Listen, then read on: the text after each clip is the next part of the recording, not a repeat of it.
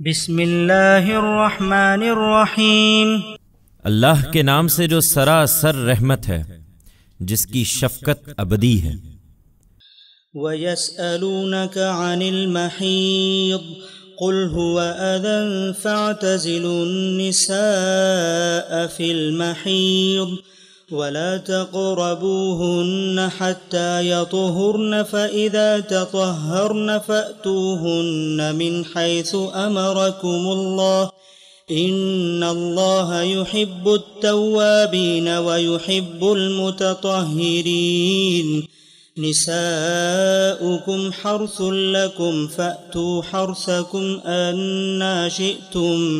وَقَدِّمُوا لِأَنفُسِكُمْ وَاتَّقُوا اللَّهَ وَاعْلَمُوا أَنَّكُمْ مُلَاقُوهُ وَبَشِّرِ الْمُؤْمِنِينَ۔ اور نکاح کا ذکر ہوا ہے تو وہ تم سے پوچھتے ہیں کہ عورتوں کے حیض کا کیا حکم ہے۔ کہہ دو یہ ایک طرح کی نجاست ہے، چنانچہ حیض کی حالت میں عورتوں سے الگ رہو، اور جب تک وہ خون سے پاک نہ ہو جائیں ان کے قریب نہ جاؤ۔ پھر جب وہ نہا کر پاکیزگی حاصل کر لیں تو ان سے ملاقات کرو جہاں سے اللہ نے تمہیں اس کا حکم دیا ہے۔ یقیناً اللہ ان لوگوں کو پسند کرتا ہے جو توبہ کرنے والے ہوں، اور ان کو جو پاکیزگی اختیار کرنے والے ہوں۔ تمہاری یہ عورتیں تمہارے لیے کھیتی ہیں، لہٰذا تم اپنی اس کھیتی میں جس طرح چاہو آؤ، اور اس کے ذریعے سے دنیا اور آخرت دونوں میں اپنے لیے آگے کی تدبیر کرو، اور اللہ سے ڈرتے رہو، اور خوب جان لو کہ تمہیں ایک دن لازماً اس سے ملنا ہے۔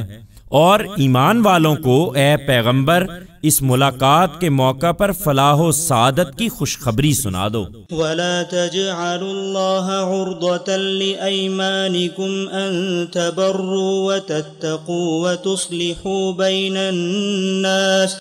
وَاللَّهُ سَمِيعٌ عَلِيمٌ۔ لا يؤاخذكم الله باللغو في أيمانكم ولكن يؤاخذكم بما كسبت قلوبكم والله غفور حليم۔ للذين يؤلون من نسائهم تربص 4 أشهر فإن فاءوا فإن الله غفور رحيم وَإِنْ عَزَمُوا الطَّلَاقَ فَإِنَّ اللَّهَ سَمِيعٌ عَلِيمٌ۔ عورتوں سے متعلق بعض دوسرے معاملات بھی ہیں، انہیں بھی سمجھ لو، اور اپنی قسموں کے لیے اللہ کے نام کو دوسروں سے حسن سلوک کرنے اور حدود الہی کی رعایت کرنے اور لوگوں کے مابین صلح کرانے میں رکاوٹ نہ بناؤ، اور متنبہ رہو کہ اللہ سمیع و علیم ہے۔ اللہ تمہاری ان قسموں پر تو تمہیں نہیں پکڑے گا جو تم بے ارادہ کھا لیتے ہو، لیکن وہ قسمیں جو اپنے دل کے ارادے سے کھاتے ہو ان پر لازماً تمہارا مواخذہ کرے گا، اور حقیقت یہ ہے کہ اللہ بخشنے والا ہے، وہ بڑا بردبار ہے۔ اس لیے جو لوگ اپنی بیویوں سے نہ ملنے کی قسم کھا بیٹھیں ان کے لیے 4 مہینے کی مہلت ہے، پھر وہ رجوع کر لیں تو بے شک اللہ بخشنے والا ہے، اس کی شفقت ابدی ہے۔ اور اگر طلاق کا فیصلہ کر لیں تو اللہ سے ڈرتے ہوئے کریں،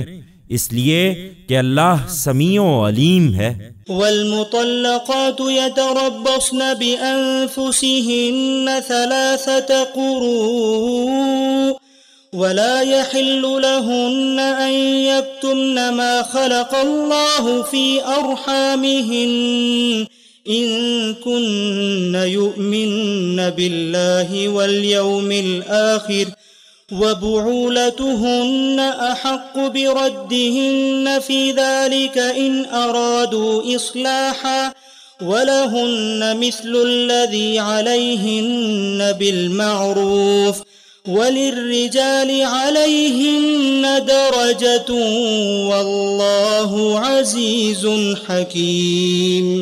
اور یہ دوسری صورت پیدا ہو جائے تو جن عورتوں کو طلاق دی گئی ہو وہ اپنے آپ کو 3 حیض تک انتظار کرائیں، اور اگر وہ اللہ پر اور قیامت کے دن پر ایمان رکھتی ہیں تو ان کے لیے جائز نہیں ہے کہ جو کچھ اللہ نے ان کے پیٹ میں پیدا کیا ہے اسے چھپائیں۔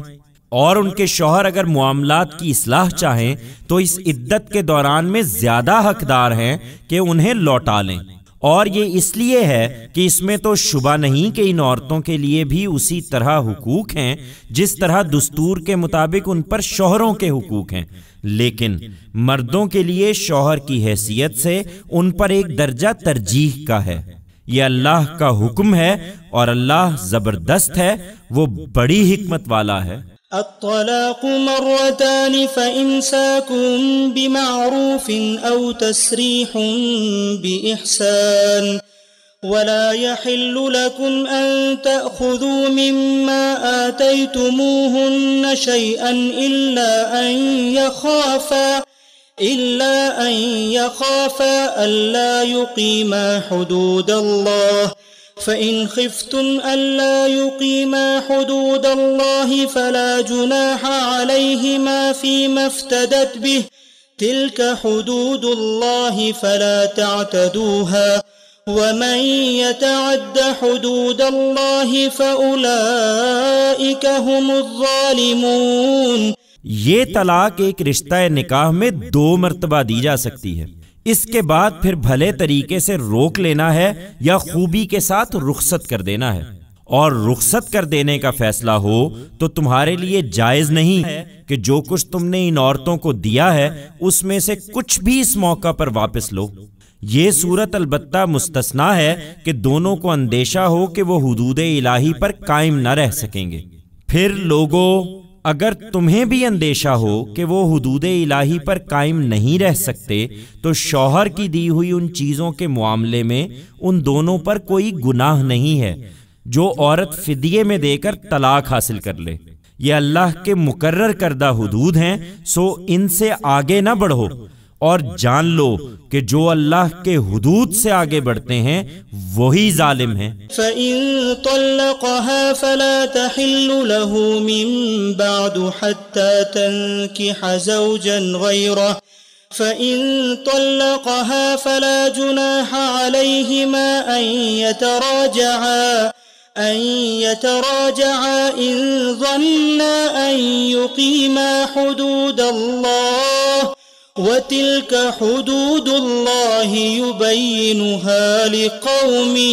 يَعْلَمُونَ۔ پھر اگر 2 مرتبہ طلاق سے رجوع کے بعد شوہر نے اسی رشتہ نکاح میں بیوی کو تیسری مرتبہ طلاق دے دی تو اب وہ اس کے لیے جائز نہ ہوگی جب تک اس کے سوا کسی دوسرے شوہر سے نکاح نہ کرے۔ لیکن اگر اس دوسرے شوہر نے بھی اس کو طلاق دے دی تو پہلے میاں بیوی کے لیے ایک دوسرے کی طرف رجوع کر لینے میں کوئی مذائقہ نہیں ہے، اگر یہ توقع رکھتے ہوں کہ اب وہ حدود الہی پر قائم رہ سکیں گے۔ یہ اللہ کے مقرر کردہ حدود ہیں جنہیں وہ ان لوگوں کے لیے واضح کر رہا ہے جو علم حاصل کرنا چاہتے ہوں۔ وَإِذَا طَلَّقْتُمُ النِّسَاءَ فَبَلَغْنَ أَجَلَهُنَّ فَأَمْسِكُوهُنَّ بِمَعْرُوفٍ أَوْ سَرِّحُوهُنَّ بِمَعْرُوفٍ وَلَا تُمْسِكُوهُنَّ ضِرَارًا لِتَعْتَدُوا وَمَن يَفْعَلْ ذَلِكَ فَقَدْ ظَلَمَ نَفْسَهُ وَلَا تَتَّخِذُوا آيَاتِ اللَّهِ هُزُوًا وَاذْكُرُوا نِعْمَةَ اللَّهِ عَلَيْكُمْ وَمَا أَنزَلَ عَلَيْكُمْ مِنَ الْكِتَابِ وَالْحِكْمَةِ يَعِظُكُمْ بِهِ وَاتَّقُوا اللَّهَ وَاعْلَمُوا أَنَّ اللَّهَ بِكُلِّ شَيْءٍ عَلِيمٌ۔ اور جب تم عورتوں کو طلاق دو اور ان کی عدت پوری ہونے کو آ جائے تو انہیں بھلے طریقے سے روک لو یا بھلے طریقے سے رخصت کر دو، اور انہیں نقصان پہنچانے کے ارادے سے ہرگز نہ روکو کہ اس طرح ان پر زیادتی کرو، اور جان لو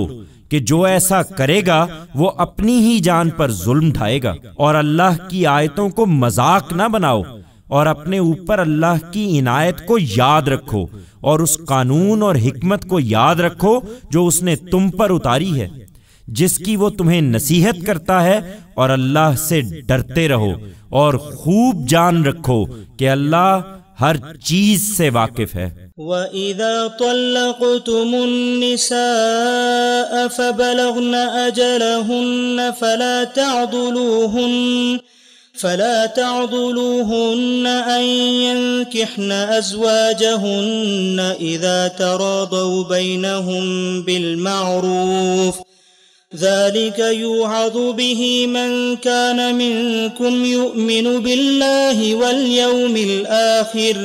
ذلكم أزكى لكم وأطهر واللہ یعلم وانتم لا تعلمون۔ اور جب تم عورتوں کو طلاق دو اور وہ اپنی عدت پوری کر لیں تو اب اس میں معنی نہ ہو کہ وہ اپنے ہونے والے شوہروں سے نکاح کر لیں جب وہ دستور کے مطابق آپس میں معاملہ کرنے کے لیے راضی ہو جائیں۔ یہ نصیحت تم میں سے ان لوگوں کو کی جاتی ہے جو اللہ پر اور قیامت کے دن پر ایمان رکھتے ہیں،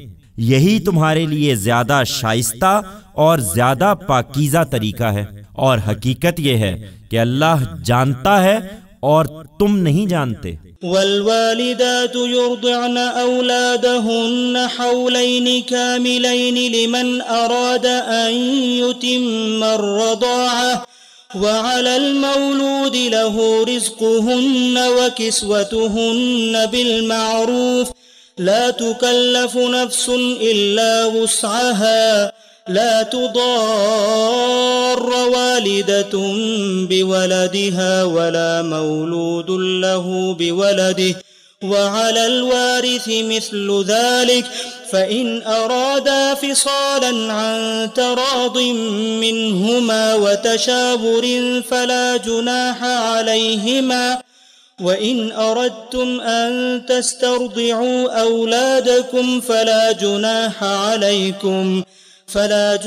عليكم إذا سلمتم ما آتيتم بالمعروف واتقوا الله واعلموا أن الله بما تعملون بصير۔ اور طلاق کے بعد بھی مائیں ان لوگوں کے لیے جو دودھ کی مدت پوری کرنا چاہتے ہوں اپنے بچوں کو پورے 2 سال دودھ پلائیں گی، اور بچے کے باپ کو اس صورت میں دستور کے مطابق ان کا کھانا کپڑا دینا ہوگا۔ کسی پر اس کی طاقت سے زیادہ بوجھ نہ ڈالا جائے، نہ کسی ماں کو اس کے بچے کی وجہ سے نقصان پہنچایا جائے اور نہ کسی باپ کو اس کے بچے کے سبب سے، اور اسی طرح کی ذمہ داری اس کے وارث پر بھی ہے۔ پھر اگر دونوں باہمی رضامندی اور آپس کے مشورے سے دودھ چھڑانا چاہیں تو دونوں پر کوئی گناہ نہیں ہے، اور اگر تم اپنے بچوں کو کسی اور سے دودھ پلوانا چاہو تو اس میں بھی تمہارے لیے کوئی مذائقہ نہیں،